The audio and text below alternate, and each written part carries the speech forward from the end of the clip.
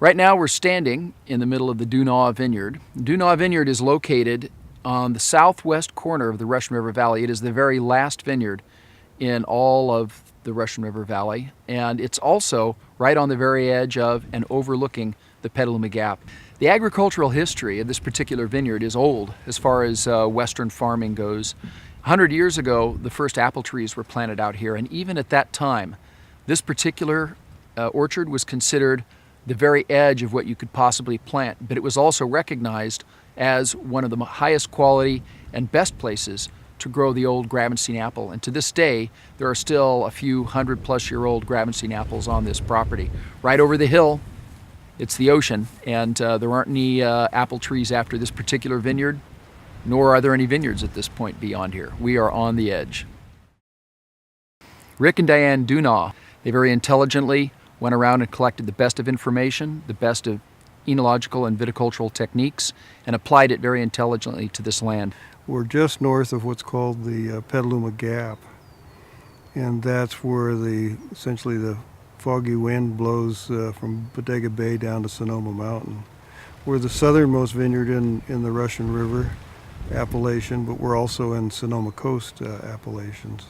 To the east of us is an old inland sea, and we prepared the ground by ripping it. There's sandstone about 2-3 feet down, and we ripped it and put in about 20 tons an acre of dolomite and seashells and stuff from the bay. And oddly enough, we found impressions of clamshells when we ripped the soil here.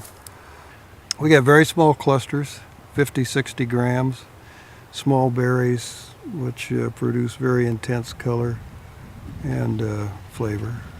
Well, Rick, now that we've spent a little time in the vineyard and I've spent some time talking about the grapes and how you farm, here's the proof in the pudding in the glass.